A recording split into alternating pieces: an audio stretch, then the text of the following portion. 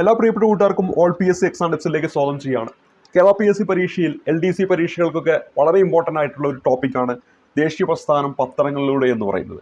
SCRT text ബുക്കിൽ നൽകിയിരിക്കുന്ന ഫാക്റ്റുകളിൽ നിന്നാണ് LDC പോലുള്ള പരീക്ഷകളൊക്കെ ചോദ്യങ്ങൾ ആവർത്തിച്ചുകൊണ്ടിരിക്കുന്നത്. അത്തരത്തിൽ SCRTയിൽ പറഞ്ഞു പോകുന്ന പ്രധാനപ്പെട്ട കാര്യങ്ങൾ ചോദ്യോത്തര രൂപത്തിൽ പ്രീവിയസ് ക്വസ്റ്റ്യൻ പേപ്പറിൽ ചോദിച്ചതിനൊക്കെ ബേസ് ചെയ്തുകൊണ്ട് നമ്മളൊന്ന് പഠിക്കാനായിട്ട് പോവുകയാണ്. അപ്പോൾ ഈ ക്ലാസ് കാണുമ്പോൾ തന്നെ ഇതൊക്കെ ഒന്ന് പഠിച്ചു പോകാനായിട്ട് ശ്രമിക്കുക. കാരണം വളരെ സിമ്പിളായിട്ടുള്ള ടോപ്പിക്കാണ്. എന്നാൽ പരീക്ഷയ്ക്ക് എപ്പോഴും ചോദിക്കുന്നതും ഓർത്തു വെക്കാനായിട്ടുള്ളതുമായിട്ടുള്ള കുറേ കാര്യങ്ങൾ നമ്മളിവിടെ പഠിക്കുന്നതാണ്. ഒന്നാമത് ചോദ്യം, പത്രങ്ങൾ അവയുടെ സ്ഥാപകർ എന്നതിൽ ശരിയായിട്ട് നൽകിയത് ഏതെല്ലാം എന്നാണ് ചോദ്യം. ഇവിടെ ഒന്നാമത് കൊടുത്തിരിക്കുന്ന ഹിന്ദു, സ്വദേശി മിത്രം, G സുബ്രഹ്മണ്യ അയ്യർ എന്നാണ് ഒന്നാമത് കൊടുത്തിരിക്കുന്നത്. രണ്ടാമത് അമൃത ബസാർ പത്രിക, സുശീൽ കുമാർ ഘോഷ്, മോത്തിലാൽ ഘോഷ്. മൂന്നാമത് ബോംബെ സമാചാർ, ഫർദുൻജി മർസ്ബാൻ എന്നാണ് കൊടുത്തിരിക്കുന്നത്. കേസരി, മറാത്ത എന്നിവ ബാലഗംഗാധര തിലകിനെയാണ് കൊടുത്തിരിക്കുന്നത്.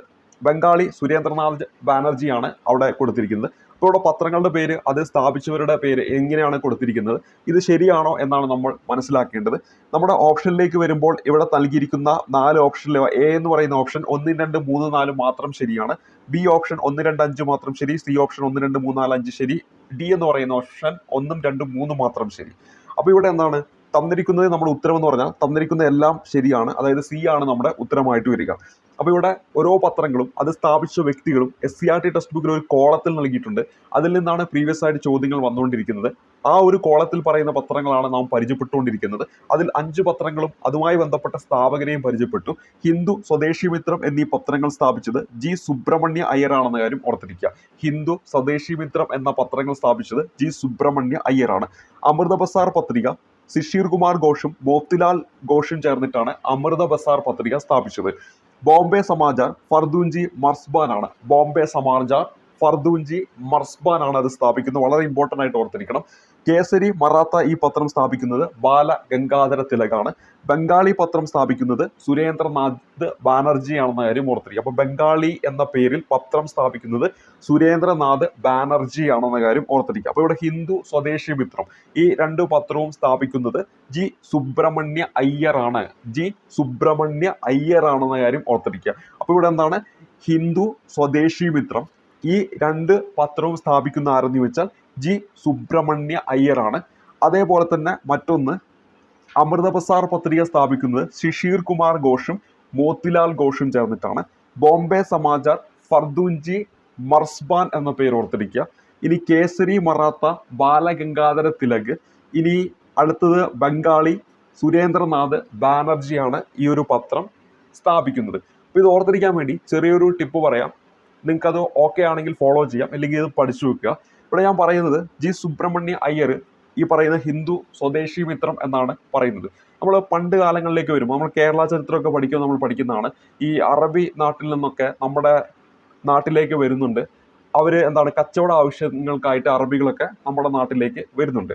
അപ്പോൾ ഇവിടെ വന്നിട്ട് ഇപ്പോൾ കോഴിക്കോടൊക്കെ വന്നിട്ട് നമ്മുടെ ഈ കോലത്തിരിയൊക്കെ ആയിട്ട് അവരെന്ത് ചെയ്യുന്നുണ്ട്? കച്ചവട ബന്ധം ഏർപ്പെടുന്നതൊക്കെ നമ്മൾ പഠിക്കുന്നതാണ്. അപ്പോൾ അവിടെ കോലത്തിരി എന്ന് പറയുമ്പോൾ ഒരു ഹിന്ദു രാജാവാണ്. അതോടൊപ്പം തന്നെ ഈ അറബികൾ വന്നിട്ട് ഈ സ്വദേശത്തേക്ക് വന്നിട്ട് ഈ കോലത്തിരിയുമായിട്ട് സൗഹൃദം പങ്കിടുക, അതായത് മിത്രമായിട്ട് മാറുകയാണ്. എന്താണ് പറഞ്ഞത്? അറബി നാട്ടിൽ നിന്ന് അറബികൾ നമ്മുടെ കേരളത്തിലേക്കൊക്കെ വരുന്നു. അപ്പോൾ ഇവിടെ എന്താണ്? കോലത്തിരിയൊക്കെ ഒരു ഹിന്ദു രാജാവാണ്. അപ്പോൾ ഹിന്ദു അവിടെ കണക്ട് ചെയ്ത് വെക്കണം. അവരെന്താണ്? ഈ സ്വദേശത്ത് വന്ന് മിത്രമാവുകയാണ്. അപ്പോൾ അവിടെ എന്താണ്? സ്വദേശി മിത്രം ഓർത്തിരിക്കാം. ഇവരെന്തിനാണ് വരുന്നത്? വ്യാപാരത്തിനാണ് വരുന്നത്. വ്യാപാരത്തിന് എന്ത് വേണം? മണി ആവശ്യമാണ്. അങ്ങനെയാണെങ്കിൽ എന്താണ്? സുബ്രഹ്മണ്യ അയ്യറിലെ ഒരു മണി നമുക്ക് അവിടെ കണക്ട് ചെയ്ത് വെക്കാൻ പറ്റും. അപ്പോൾ നമുക്ക് എന്താണ്? G സുബ്രഹ്മണ്യ അയ്യർ ആ ഒരു രീതിയിൽ വേണമെങ്കിൽ ഓർത്തിരിക്കാം. ഇനി അടുത്തത് അമൃത ബസാർ പത്രികയാണ്. ചെറിയൊരു കഥാരൂപത്തിൽ ഓർത്തിരിക്കാം. അമൃത എന്ന് പറയുന്ന ഒരാള് ഭർത്താവിനെയും കൂട്ടിയിട്ട് ബസാറിലേക്ക് പോവുകയാണ്. അപ്പോൾ അവര് പോകുന്നത്, ഈ അമൃത എന്ന് പറയുന്ന ആള് ഭർത്താവിനെയും കൂട്ടിയിട്ട് അവിടേക്ക് പോവാണ്, ബസാറിലേക്ക് പോവാണ്. അപ്പോൾ അതൊരു ആഘോഷമായിട്ടാണ് അവരെടുക്കുന്നത്, അല്ലെ? ബസാറിലേക്കൊക്കെ പോകുമ്പോൾ ഒരു ആഘോഷമായിട്ടാണ് എടുക്കുന്നത്. അപ്പോൾ അമൃത ബസാർ, അപ്പോൾ അവിടെ അമൃത ബസാർ പത്രിക നമുക്ക് കിട്ടണം. ആഘോഷം എന്നാണ് പറഞ്ഞത്. അപ്പോൾ ഈ ഘോഷം നമുക്ക് അവിടെ കിട്ടണം. ഇനി അടുത്ത എങ്ങനെയാണെന്ന് വെച്ചാൽ, ഇങ്ങനെ ഓരോ കടയിലൂടെയും കടന്നു പോകുമ്പോൾ ഈ ഭർത്താവ് ഒരു പിശുക്കനാണ്. അതുകൊണ്ട് എന്താണ്? ഓരോ കടയിലൂടെയും കടന്നു പോവുകയാണ്. അപ്പോൾ ഈ അമൃത എന്ന് പറയുന്ന ആൾ അവിടെ പല സാധനങ്ങളും കാണുമ്പോൾ ഭർത്താവിനെ ശീശ് എന്ന് പറഞ്ഞ് വിളിക്കും. എന്താണ്? ശീശ് എന്ന് പറഞ്ഞ് വിളിക്കും.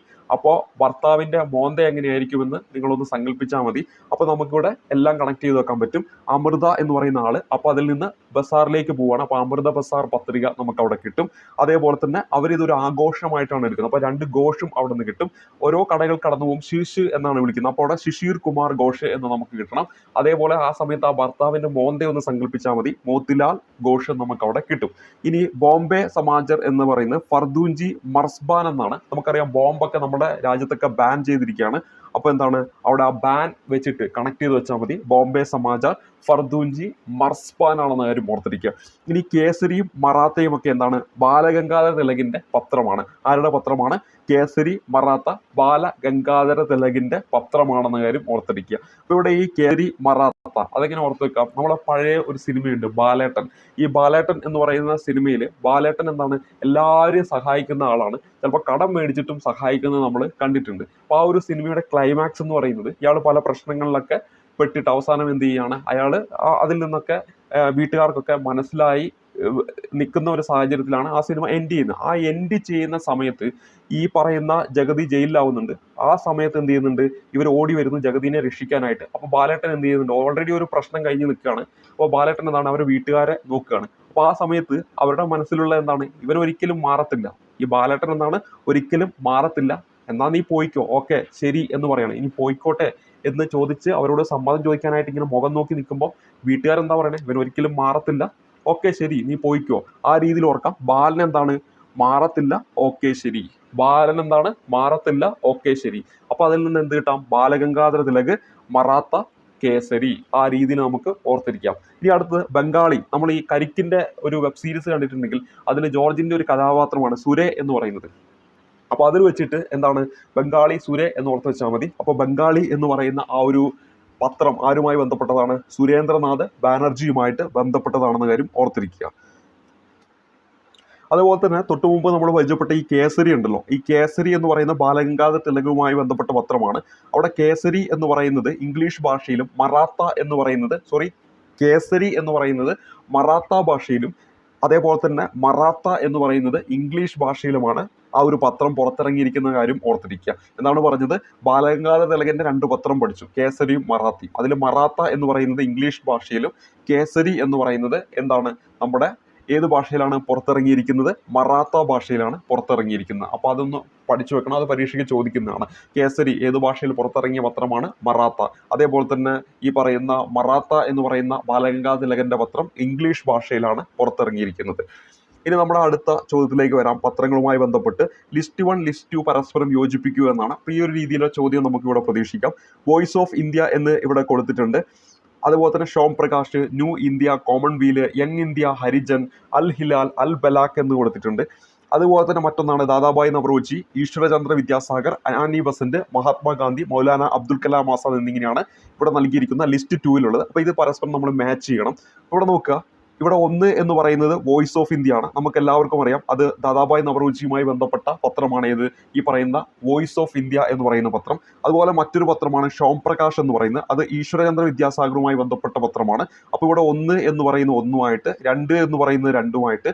ഇനി ന്യൂ ഇന്ത്യ കോമൺവീല് അത് ആരുമായി ബന്ധപ്പെട്ടതാണ്, ആനി ബസന്റുമായി ബന്ധപ്പെട്ടതാണ്. അപ്പോൾ 3 എന്ന് പറയുന്ന 3-ഉമായിട്ട്. ഇനി യങ് ഇന്ത്യ ഹരിജൻ എന്നത് നമ്മൾ എപ്പോഴും പഠിക്കാറുള്ളതാണ്, മഹാത്മാഗാന്ധിയുമായി ബന്ധപ്പെട്ടതാണ്. 4 എന്ന് പറയുന്നത് 4-ഉമായിട്ട്. ഇനി എന്താണ്, അൽ ഹിലാലും അൽ ബലാക്കും എന്താണ്, നമ്മുടെ ആദ്യത്തെ വിദ്യാഭ്യാസ മന്ത്രിയൊക്കെ ആയിട്ടുള്ള നമ്മുടെ മൗലാന അബ്ദുൽ കലാം ആസാദുമായി ബന്ധപ്പെട്ടതാണ്. അപ്പോൾ അവിടെ 5-5-ഉമായിട്ട് ബന്ധിപ്പിക്കുന്നത്. അപ്പോൾ ഇങ്ങനെയുള്ള ഒരു ഓപ്ഷൻ ഏതാണെന്നാണ് നമുക്ക് നോക്കേണ്ടത്. അപ്പോൾ ഇവിടെ നോക്കുക, നമ്മുടെ ഉത്തരം എന്ന് പറയുന്ന ഓപ്ഷൻ സി ആണ് അങ്ങനെ വന്നിരിക്കുന്നത്. ഓപ്ഷൻ സി ആണ് അങ്ങനെ വന്നിരിക്കുന്നത്. അപ്പോൾ ഇവിടെ നമ്മൾ ഈ പത്രങ്ങളൊന്നും പഠിച്ചെടുക്കാനായിട്ട് പോവുകയാണ്. എപ്പോഴും PSC ചോദിക്കുന്നതാണ്, വോയിസ് ഓഫ് ഇന്ത്യ എന്ന് പറയുന്ന പത്രം ആരുടെയാണെന്ന് ചോദിക്കും. അത് നമ്മുടെ ദാദാഭായ് നവറോജിയുടെ പത്രമാണ്. അതുപോലെ തന്നെ റസ്ത് ഗോഫ്താർ എന്ന് പറയുന്ന പത്രവും ദാദാഭായ് നവറോജിയുമായി ബന്ധപ്പെട്ട് നമ്മുടെ എക്കണോമിക്സിലൊക്കെ പഠിക്കുന്നതാണ്. അത് SCRT ടെക്സ്റ്റ് ബുക്കിൽ പറയുന്ന ഒരു പത്രമാണ് റസ്ത് ഗോഫ്താർ എന്ന് പറയുന്ന പത്രം. അതുപോലെ തന്നെ ഷോം പ്രകാശ് എന്ന് പറയുന്ന പത്രം ഈശ്വരചന്ദ്ര വിദ്യാസാഗറുമായി ബന്ധപ്പെട്ട പത്രമാണ്. നമുക്കറിയാം ഈ പറയുന്ന ഈശ്വരന്റെ ഒക്കെ ഫോട്ടോ നിങ്ങൾ കാണുകയാണെങ്കിൽ അതിന്റെ പുറകിലായിട്ട് എന്താണ്, ഒരു പ്രകാശം കാണുന്നതായിട്ട് നമുക്ക് കാണാം. അല്ലെ, ഒരു പ്രകാശ വലയം നമ്മൾ കാണാറുണ്ട്. അപ്പോൾ ഈശ്വരന്റെ ഒക്കെ ഫോട്ടോ ഇങ്ങനെ ഷോ ചെയ്യാനായിട്ട് വെക്കും. അവിടെ എന്താണ്, പുറകിലായിട്ട് ഇങ്ങനെ പ്രകാശവലയം നമുക്ക് കാണാം. ആ ഒരു രീതി കണക്ട് ചെയ്ത് വെച്ചാൽ മതി. ഷോം പ്രകാശ്, ഈശ്വരചന്ദ്ര വിദ്യാസാഗർ. ഇനി അടുത്ത ന്യൂ ഇന്ത്യ കോമൺവീല്, അത് ആനി ബസന്റ് എന്നാണ് പറയുന്നത്. അവിടെ നമ്മൾ പഠിക്കാറുള്ള ഒരു കോഡാണ് ആനിയുടെ ബസ്സിന്റെ ന്യൂ വീല് എന്നാണ് പഠിക്കുന്നത്. ആനിയുടെ ബസ്സിന്റെ ന്യൂ വീല്, അപ്പോൾ അവിടെ എന്താണ് Annie Besant, new India, wheel എന്നതിൽ നിന്ന് കോമൺ വീല് നമുക്ക് അവിടെ കിട്ടും. ഇനി അടുത്ത മഹാത്മാഗാന്ധിയുമായി ബന്ധപ്പെട്ട് എപ്പോഴും ചോദിക്കുന്നതാണ് ഹരിജനും യങ് ഇന്ത്യയും. ഹരിജൻ അതേപോലെ തന്നെ യങ് ഇന്ത്യ എന്നത് എന്താണ് മഹാത്മാഗാന്ധിയുമായി ബന്ധപ്പെട്ടതാണ്. അൽ ഹിലാലും അതുപോലെ തന്നെ അൽ ബലാക്കും, അൽ ഹിലാല് അൽ ബലാക്ക് എന്നിവ എന്താണ് മൗലാന അബ്ദുൽ കലാം ആസാദുമായി ബന്ധപ്പെട്ടതാണ്. മൗലാന അബ്ദുൽ കലാം ആസാദുമായിട്ട് ബന്ധപ്പെട്ടതാണ്. അപ്പോൾ നമ്മളിവിടെ പരിചയപ്പെട്ട പത്രങ്ങൾ വോയിസ് ഓഫ് ഇന്ത്യ ആരുമായി ബന്ധപ്പെട്ടു, ദാദാഭായ് നവറോജി, ഷോം പ്രകാശ് ആരുമായി ബന്ധപ്പെട്ടിരിക്കുന്നു, Easwar Chandra Vidyasagar, New India commonwealth Annie Besant, Young India Harijan Mahatma Gandhi, അതുപോലെ തന്നെ മറ്റൊന്നാണ് അൽ ഹിലാലും അൽ ബലാക്ക് എന്താണ് മൗലാന അബ്ദുൽ കലാം ആസാദുമായി ബന്ധപ്പെട്ടതാണ്. അപ്പോൾ ഇവിടെ രണ്ട് ചോദ്യങ്ങളിലൂടെയായിട്ട് കുറേ പത്രങ്ങൾ നമ്മളിവിടെ പരിചയപ്പെട്ടു കഴിഞ്ഞു. ഇനി അടുത്തത് വന്ദേമാതരം എന്ന് പറയുന്ന പത്രം ലാലാ ലജ്പത് റായുമായി ബന്ധപ്പെട്ടതാണ്. നമ്മളിത് പഠിക്കുന്ന വന്ദലാല എന്ന പഠിക്കുക അല്ലെ, വന്ദലാല. വന്ദേമാതരം എന്ന് പറയുന്ന പത്രം ലാലാ ലജ്പത് റായുമായി ബന്ധപ്പെട്ടതാണ്. SCRT ടെക്സ്റ്റ് ബുക്കിൽ കൊടുത്തിരിക്കുന്നതാണ് ഞാനിവിടെ പരിചയപ്പെടുത്തുന്നത്. അപ്പോൾ വന്ദേമാതരം എന്ന് പറയുന്ന പത്രം ആരുമായി ബന്ധപ്പെട്ടിരിക്കുന്നു? SCRTയിൽ കൊടുത്തിരിക്കുന്നു, ലാലാ ലജ്പത് റായ്. അതുപോലെ തന്നെ വളരെ ഇമ്പോർട്ടൻ്റ് ആയിട്ട് ഒരു പത്രമാണ് നേഷൻ, അതുപോലെ തന്നെ സുധാരക്, അതുപോലെ തന്നെ ഹിതവാദ തുടങ്ങിയ പത്രങ്ങൾ ഗോപാലകൃഷ്ണ ഗോഖലെയുമായി ബന്ധപ്പെട്ടതാണ്. ഇപ്പോൾ ഗോപാലകൃഷ്ണ ഗോഖലെയുമായി ബന്ധപ്പെട്ടതാണ് നേഷൻ, അതുപോലെ തന്നെ സുധാരക്, ഹിതവാദ, ഇതൊക്കെ എന്താണ് ഗോപാലകൃഷ്ണ ഗോഖലെയുമായി ബന്ധപ്പെട്ടതാണ്. അപ്പോൾ സുധാരക്, ഹിതവാദ, നേഷൻ എന്നത് എന്താണ് ഗോപാലകൃഷ്ണ ഗോഖലെയുമായിട്ട് ബന്ധപ്പെട്ടതാണ്. അപ്പോൾ നമ്മളിവിടെ പരിചയപ്പെട്ട പത്രങ്ങൾ ഒരിക്കൽ കൂടി വളരെ വേഗത്തിലൊന്ന് പറയാം, വളരെ ഇമ്പോർട്ടൻ്റ് ആണ്. ഹിന്ദു, സ്വദേശി മിത്രം ജി സുബ്രഹ്മണ്യയ്യർ, അമൃത ബസാർ പത്രിക സുശീൽ കുമാർ ഘോഷ്, മോത്തിലാൽ ഘോഷ്, ബോംബെ സമാചാർ ഫർദൂൻജി മർസ്ബാൻ, കേസരി മറാത്ത ബാലഗംഗാധർ തിലക്, ബംഗാളി സുരേന്ദ്രനാഥ് ബാനർജി. ഇനി തുടർന്ന് നമ്മൾ പരിചയപ്പെട്ടത് voice of India Dadabhai Naoroji, Som Prakash Ishwar Vidyasagar, New India commonwealth Annie Besant, Young India Harijan Mahatma Gandhi, Al Hilal Al Balagh Maulana Abdul Kalam Azad. Vande Mataram Lala Lajpat Rai, nation, Sudharak, Hitavada എന്നിവ ഗോപാലകൃഷ്ണ ഗോഖലെയുടെ പത്രമാണ്. ഇനി പത്രസ്വാതന്ത്ര്യവുമായി ബന്ധപ്പെട്ട ഇന്ത്യൻ ഭരണഘടനയിലെ വകുപ്പാണ് ചോദിച്ചിരിക്കുന്നത്. ഓപ്ഷൻ എയിൽ 19(1) ആണ്, ഓപ്ഷൻ ബിയിൽ 19(1)B, 19(1)C, 19(1)D എന്നിങ്ങനെയാണ് നൽകിയത്. ഇവിടെ നമ്മുടെ ഉത്തരമായിട്ട് വരേണ്ടത് നമ്മുടെ ഓപ്ഷൻ എ ആണ്. 19(1)Aയിലാണ് ഈ പത്രസ്വാതന്ത്ര്യവുമായി ബന്ധപ്പെട്ട ഇന്ത്യൻ ഭരണഘടനയിലെ വകുപ്പ് 6 മൗലിക സ്വാതന്ത്ര്യങ്ങളുമായി ബന്ധപ്പെട്ട കാര്യങ്ങൾ പറയുന്നത് 19(1)Aയിൽ എന്താണ് പത്രസ്വാതന്ത്ര്യവുമായി ബന്ധപ്പെട്ട കാര്യവും പറയുന്നുണ്ട്. അപ്പോൾ ഇവിടെ എന്താണ് പത്രസ്വാതന്ത്ര്യവുമായി ബന്ധപ്പെട്ട ഇന്ത്യൻ ഭരണഘടനയിലെ വകുപ്പ് ചോദിച്ചാൽ മറക്കരുത്, ചോദിക്കുന്നതാണ്, പ്രീവിയസ് ആണ്, 19(1)A ആണ്. ഇനി അടുത്തതായിട്ട് നമ്മൾ പരിചയപ്പെടുന്നത് തന്നിരിക്കുന്ന പ്രസ്താവനകൾ ശരിയായത് ഏതെല്ലാം എന്ന് നമ്മളിവിടെ കണ്ടുപിടിക്കണം. ഇവിടെ നൽകിയിരിക്കുന്ന പ്രസ്താവന 1, ഇന്ത്യയിലെ ആദ്യത്തെ ദിനപത്രം ബംഗാൾ ഗസറ്റ് എന്നാണ്. അതിന്റെ ബ്രാക്കറ്റിൽ ഇംഗ്ലീഷ് എന്ന് കൊടുത്തിട്ടുണ്ട്. അതായത് ആ ഒരു പത്രം പുറത്തിറങ്ങുന്നത് ഇംഗ്ലീഷിലാണെന്നാണ് ഉദ്ദേശിക്കേണ്ടത്. ബംഗാൾ ഗസറ്റ് എന്ന പത്രം ആരംഭിച്ചത് 1750 ജനുവരി 29 ബോംബെയിൽ നിന്ന് എന്നാണ് നൽകിയിരിക്കുന്നത്. ഇനി അടുത്തത് ബംഗാൾ ഗസറ്റ് സ്ഥാപിച്ചത് ജെയിംസ് അഗസ്റ്റസ് ഹിക്കി എന്നാണ് കൊടുത്തിരിക്കുന്നത്. 4ാമത് കൊടുത്തിരിക്കുന്നത് കൽക്കട്ട ജനറൽ അഡ്വർടൈസർ എന്ന് ആദ്യകാലത്ത് അറിയപ്പെട്ടിരുന്ന പത്രം ബംഗാൾ ഗസറ്റ് എന്നാണ്. അപ്പോൾ ഇവിടെ നമ്മുടെ ഉത്തരം ഏതാണ് നമുക്ക് നോക്കേണ്ടത്. ഇവിടെ നോക്കുക, ഇവിടെ തന്നിരിക്കുന്നതിൽ നമ്മുടെ ഉത്തരം എന്ന് പറയുന്നത് എല്ലാം ശരി എന്നത് തെറ്റാണ്, 1 മാത്രം തെറ്റ് എന്നത് തെറ്റാണ്, 1ഉം 4ഉം തെറ്റ് എന്നത് തെറ്റാണ്. അപ്പോൾ ഇവിടെ എന്താണ് നമ്മുടെ ഉത്തരം? 4 മാത്രം തെറ്റ് എന്നതാണോ നമ്മുടെ ഉത്തരം, അതോ എല്ലാം ശരി എന്നാണോ നമ്മുടെ ഉത്തരം? 1 മാത്രം തെറ്റ് എന്നതാണോ നമ്മുടെ ഉത്തരം, 1ഉം 4ഉം തെറ്റ് എന്നതാണോ നമ്മുടെ ഉത്തരം? ഈ ഒരു ചോദ്യത്തിന്റെ കറക്റ്റ് ഓപ്ഷൻ ഇവിടെ കൊടുത്തിട്ടില്ല.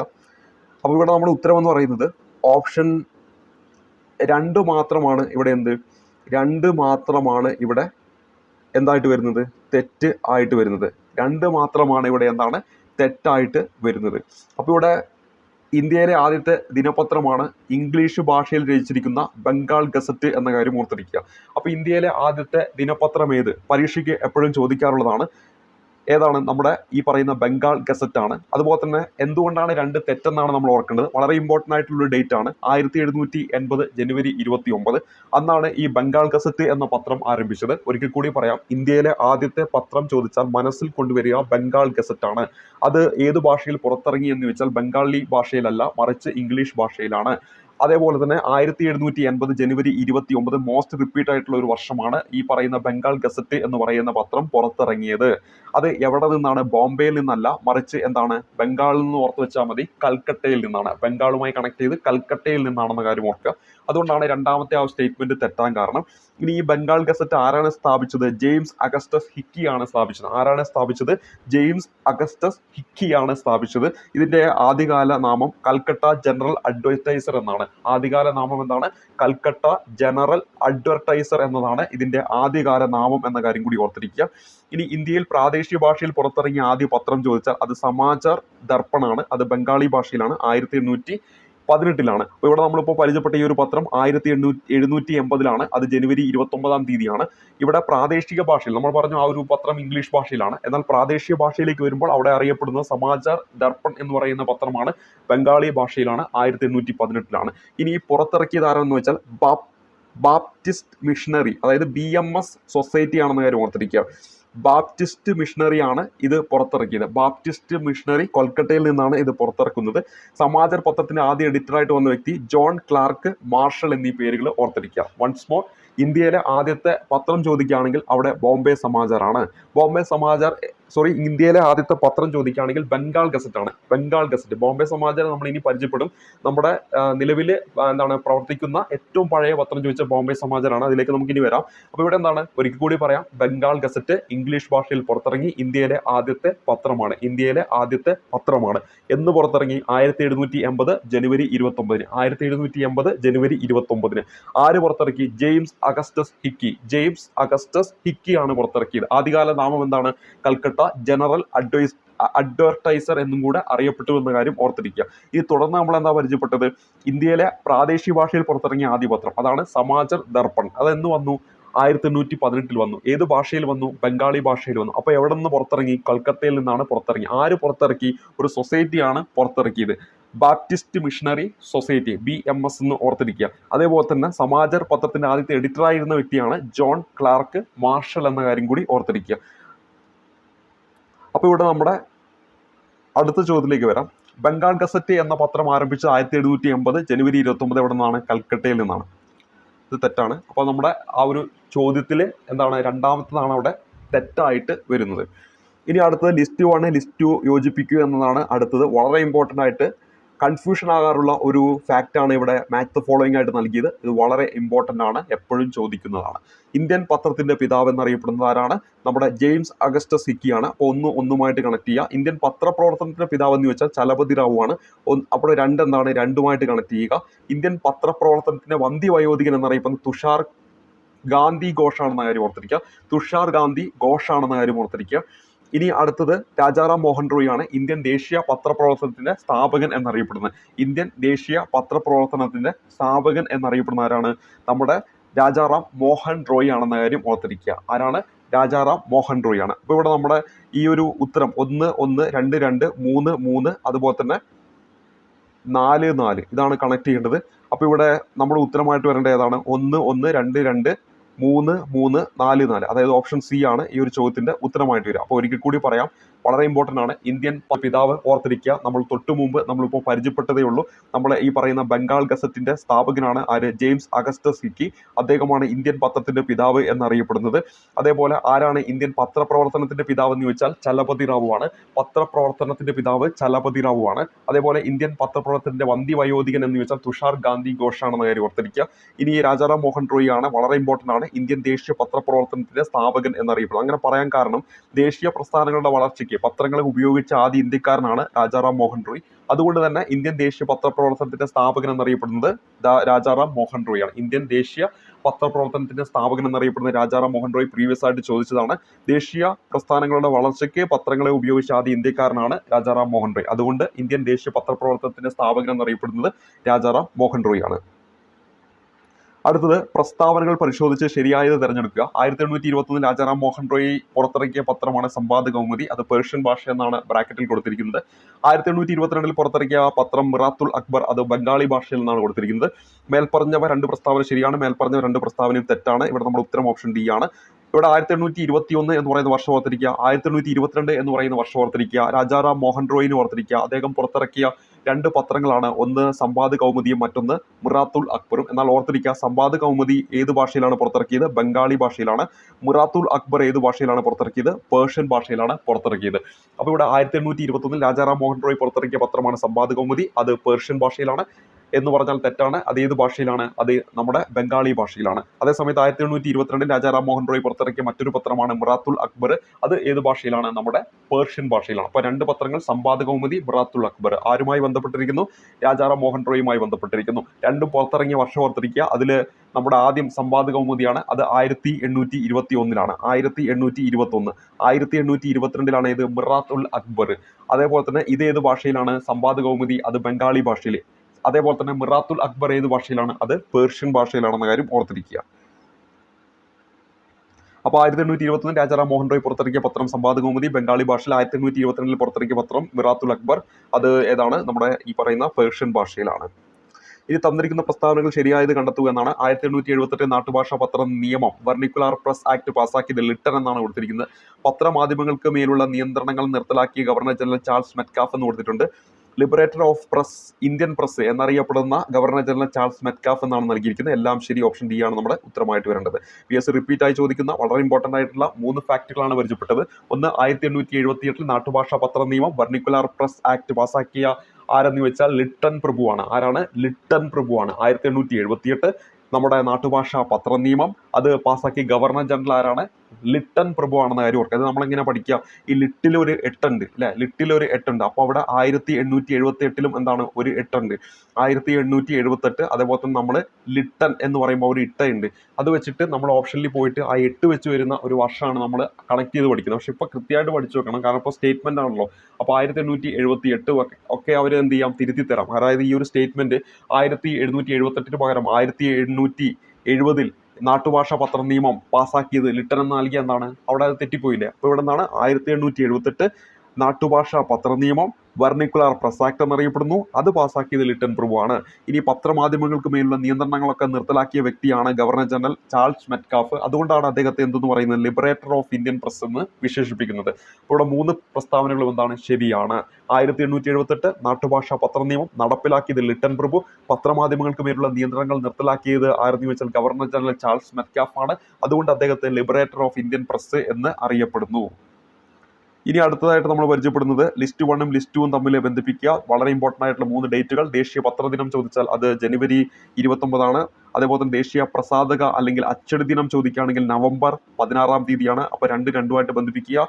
ലോക പത്രസ്വാതന്ത്ര്യ ദിനം ചോദിച്ചാൽ അത് മെയ് 3 ആണ്. 3 ബന്ധിപ്പിക്കുക. അപ്പോൾ ഇവിടെ നമ്മുടെ ഉത്തരം എന്ന് പറയുന്നത് 1 2 2 അതേപോലെ തന്നെ 3 ഓപ്ഷൻ ബി ആണ് നമ്മുടെ ഉത്തരമായിട്ട് വരേണ്ടത്. അപ്പോൾ ഇവിടെ പഠിച്ചു വെക്കേണ്ട 3 തീയതികൾ നമുക്കറിയാം. ബംഗാൾ ഗസറ്റ് പുറത്തിറങ്ങിയ ദിവസമാണ് ജനുവരി 29. ആ ജനുവരി 29 ആണ് എന്തായിട്ട് പറയുന്നത്? നമ്മുടെ ദേശീയ പത്രദിനമായിട്ട് പറയുന്നത്. നവംബർ 16 എന്താണ്? നമ്മുടെ ദേശീയ പ്രസാധക അല്ലെങ്കിൽ അച്ചടി ദിനമാണെന്ന കാര്യം ഓർത്തിരിക്കുക. എന്താണ്? നവംബർ 16 എന്താണ്? ദേശീയ പ്രസാധക ദിനം അല്ലെങ്കിൽ അച്ചടി ദിനമാണെന്ന കാര്യം ഓർത്തിരിക്കുക. അതേപോലെ തന്നെ മറ്റൊന്നാണ് നമ്മുടെ ലോക പത്രസ്വാതന്ത്ര്യ ദിനം ചോദിച്ചാൽ അത് മെയ് 3 തീയതിയാണ്. മെയ് 3 തീയതിയാണ്. ഒരിക്കൽ കൂടി പറയാം. ദേശീയ പത്രദിനം ചോദിച്ചാൽ അത് നമ്മുടെ ബംഗാൾ ഗസറ്റ് പുറത്തിറങ്ങിയ ജനുവരി 29 ആണ്. ദേശീയ പ്രസാധക ദിനം ചോദിച്ചാൽ, അച്ചടി ദിനം ചോദിച്ചാൽ അത് നവംബർ 16. അതേപോലെ ലോക പത്രസ്വാതന്ത്ര്യ ദിനം ചോദിച്ചാൽ അത് മെയ് 3 തീയതിയാണ്. 3 ഡേറ്റുകളും പരിചയപ്പെട്ടു. ലോകത്തിലെ ഏറ്റവും കൂടുതൽ പത്രങ്ങൾ പുറത്തിറക്കുന്ന രാജ്യം ചോദിച്ചാൽ അത് നമ്മുടെ ഇന്ത്യ ആണെന്ന കാര്യം ഓർത്തിരിക്കുക. ഇന്ത്യയാണ് ലോകത്തെ ഏറ്റവും കൂടുതൽ പത്രങ്ങൾ പുറത്തിറക്കുന്ന രാജ്യം. ശരിയായ പ്രസ്താവനകൾ ഏതെല്ലാം? ഇന്ത്യയിലെ ഏറ്റവും കൂടുതൽ പത്രങ്ങൾ പ്രസിദ്ധീകരിക്കുന്ന സംസ്ഥാനം ചോദിച്ചാൽ അത് ഉത്തർപ്രദേശ് ശരിയാണ്. ഇന്ത്യയിലെ ഏറ്റവും കൂടുതൽ പത്രങ്ങൾ പുറത്തിറക്കുന്ന ഭാഷ ചോദിച്ചാൽ ഇംഗ്ലീഷ്, അത് തെറ്റാണ്. ഹിന്ദിയാണ് അവിടെ വരേണ്ടത്. ഇന്ത്യയിൽ ഏറ്റവും കൂടുതൽ പത്രങ്ങൾ പുറത്തിറക്കുന്ന രണ്ടാമത്തെ ഭാഷ ചോദിച്ചാൽ അത് ഹിന്ദി അല്ല, അത് ഇംഗ്ലീഷാണ് വരേണ്ടത്. അപ്പോൾ ആ 2 പ്രസ്താവന എന്താണ്? തെറ്റായിട്ടുള്ള പ്രസ്താവനയാണ്. അപ്പോൾ ഇവിടെ 1 മാത്രം തെറ്റ് എന്നാണ് കൊടുത്തത്, 2ഉം 3ഉം തെറ്റെന്നാണ് കൊടുത്തത്. അതാണ് നമ്മൾ ഉത്തരമായിട്ട് വരേണ്ടത്. അപ്പോൾ ഇവിടെ ഉത്തരം എന്താണ്? ഓപ്ഷൻ ബി ആണ്. ബിയും വരാം, അതുപോലെ തന്നെ ഡിയും നമുക്കിവിടെ ഉത്തരമായിട്ട് വരാം. അപ്പോൾ നമ്മളെ ഓപ്ഷനിലിട്ട് ഒരു തെറ്റാണ്. അപ്പോൾ ഇവിടെ ഓർത്തിരിക്കുക എന്താണ്? 2ഉം 3ഉം എന്താണ്? തെറ്റാണ്. 2ഉം 3ഉം തെറ്റാണ്. അതുപോലെ തന്നെ 1 മാത്രം ശരി. ആ 2 ഓപ്ഷനും വരാം. അപ്പോൾ ഇവിടെ എന്ത് ചെയ്യുക? ഇത് തിരുത്തി പഠിക്കുക. നമ്മൾ പഠിക്കുകയാണല്ലോ ചെയ്യേണ്ടത്. അപ്പോൾ ഇന്ത്യയിലെ ഏറ്റവും കൂടുതൽ പത്രങ്ങൾ പുറത്തിറക്കുന്ന ഭാഷ ചോദിച്ചാൽ നമ്മുടെ ഹിന്ദി ഭാഷ. അതേപോലെ തന്നെ ഇന്ത്യയിൽ ഏറ്റവും കൂടുതൽ പത്രങ്ങൾ പുറത്തിറക്കുന്ന രണ്ടാമത്തെ ഭാഷ ചോദിച്ചാൽ അത് നമ്മുടെ ഇംഗ്ലീഷ് ഭാഷയാണ്. അതേപോലെ തന്നെ ഇന്ത്യയിൽ ഏറ്റവും കൂടുതൽ പത്രങ്ങൾ പ്രസിദ്ധീകരിക്കുന്ന സംസ്ഥാനം ചോദിച്ചാൽ അത് നമ്മുടെ ഉത്തർപ്രദേശ് ആണെന്ന കാര്യം ഓർത്തിരിക്കുക. ഇന്ത്യയിലെ ഏറ്റവും കൂടുതൽ പത്രങ്ങൾ പ്രസിദ്ധീകരിക്കുന്ന സംസ്ഥാനം ഉത്തർപ്രദേശ്. ഇന്ത്യയിൽ ഏറ്റവും കൂടുതൽ പത്രങ്ങൾ പുറത്തിറങ്ങുന്ന ഭാഷ ഹിന്ദിയാണ്. ഇന്ത്യയിൽ ഏറ്റവും കൂടുതൽ പത്രങ്ങൾ പുറത്തിറക്കുന്ന രണ്ടാമത്തെ ഭാഷ ചോദിച്ചാൽ അത് നമ്മുടെ ഇംഗ്ലീഷ് ഭാഷയാണ്. ഇനി അടുത്ത സൂചനകൾ മനസ്സിലാക്കി ഏത് പത്രവുമായി ബന്ധപ്പെട്ട കാര്യമാണ് പറയുന്നത് കണ്ടെത്തുക. ഇന്ത്യയിൽ നിലവിൽ പ്രസിദ്ധീകരണം തുടരുന്ന ഏറ്റവും പഴയ പത്രമാണ് 1822 ആരംഭിച്ചത്. പത്രത്തിന്റെ സ്ഥാപകൻ ഫർദൂൻജി മർസ്ബാൻ ആണ്. ഓൾറെഡി നമ്മൾ പറഞ്ഞു ബോംബ് നമ്മുടെ ഇന്ത്യയിലൊക്കെ ബാൻ ചെയ്തിട്ടുണ്ടെന്ന് പഠിച്ചിട്ടുണ്ട്. അപ്പോൾ ഇവിടെ എന്താണ് ബോംബെ സമാചർ എന്നതാണ് ഈ ഒരു ചോദ്യത്തിന്റെ ഉത്തരമായിട്ട് വരിക. ഓപ്ഷൻ ഡി ആണ് നമ്മുടെ ഉത്തരമായിട്ട് വരിക. ഇവിടെ ഓപ്ഷൻ സിയിൽ കൊടുത്തിരിക്കുന്ന മദ്രാസ് മെയിലുമായി ബന്ധപ്പെട്ട് ഇന്ത്യയിലെ ആദ്യത്തെ സായാഹ്ന ദിനപത്രം ചോദിച്ചാൽ മദ്രാസ് മെയിലാണ്. പത്രങ്ങളെ ആദ്യമായിട്ട് ഫോർത്ത് എസ്റ്റേറ്റ്, അപ്പോൾ എന്താണ് ഫോർത്ത് എസ്റ്റേറ്റ് എന്ന് പറയുന്ന പത്രങ്ങളാണ്, അത് വിശേഷിപ്പിച്ചത് നമ്മുടെ എഡ്മണ്ട് ബ്രൂക്ക് എന്ന് പറയുന്ന ആളാണ്. അതുപോലെ ലോകത്തിലെ ആദ്യ വർത്തമാന പത്രം ചോദിച്ചാൽ അത് പീക്കിംഗ് ഗസറ്റ് ആണ്. ചൈനയിലെ പീക്കിംഗ് ഗസറ്റ് ആണ് ലോകത്തിലെ ആദ്യത്തെ വർത്തമാന പത്രം എന്ന കാര്യം കൂടി ഓർത്തിരിക്കുക. അപ്പോൾ നമ്മൾ പരിചയപ്പെട്ടത് വളരെ പ്രധാനപ്പെട്ട ഒരു ടോപ്പിക്കാണ് നമ്മളിവിടെ ചർച്ച ചെയ്ത് അവസാനിപ്പിക്കുന്നത്. ഇതിൽ നിന്ന് ധാരാളം ചോദ്യങ്ങൾ വരുന്നുണ്ട്. അതുകൊണ്ട് തന്നെ നിങ്ങൾ ഈ പറഞ്ഞ കാര്യങ്ങളൊക്കെ പരിചയപ്പെടുത്തിയപ്പോൾ തന്നെ പ്രീവിയസ് ആയിട്ട് നിങ്ങൾ ചോദ്യപേപ്പറൊക്കെ നോക്കുന്നുണ്ടെങ്കിൽ നിങ്ങൾക്ക് അറിയാം ഇതിൽ ഓരോ കാര്യങ്ങളും ഇവിടെ ചോദ്യമായിട്ട് റിപ്പീറ്റായി ചോദിക്കുന്നുണ്ട്. അപ്പോൾ ഇവിടെ നമ്മൾ പരിചയപ്പെട്ടത് ദേശീയ പ്രസ്ഥാനം പത്രങ്ങളിലൂടെ എന്ന് പറയുന്ന വളരെ പ്രധാനപ്പെട്ട ഒരു ടോപ്പിക്കാണ്. നല്ല രീതിയിൽ ഈ ക്ലാസ് കാണുമ്പോൾ തന്നെ പഠിച്ച് മുന്നോട്ട് പോകാം. തീർച്ചയായിട്ടും ഇതിൽ നിന്നൊരു മാർക്ക് വരുന്ന പരീക്ഷയിൽ നിങ്ങൾക്ക് കിട്ടുന്നതായിരിക്കും. അപ്പോൾ OMR ഷീറ്റിലൂടെ ഇവിടെ പഠിച്ച കാര്യങ്ങളൊക്കെ മാർക്കായിട്ട് നിങ്ങളുടെ മുന്നിലേക്ക് എത്തട്ടെ. ഈ വരാൻ പോകുന്ന LDC പരീക്ഷയ്ക്ക് നല്ല ഒരു സ്കോർ നിങ്ങൾക്ക് ലഭിക്കട്ടെ, നല്ല റാങ്ക് ലിസ്റ്റിൽ എത്തട്ടെ എന്നൊക്കെ ആശംസിച്ചുകൊണ്ട് നമ്മൾ ഈ ക്ലാസ് അവസാനിപ്പിക്കുന്നു. അടുത്ത ക്ലാസ് കാണുമ്പോഴേക്കും നന്ദി, നമസ്കാരം.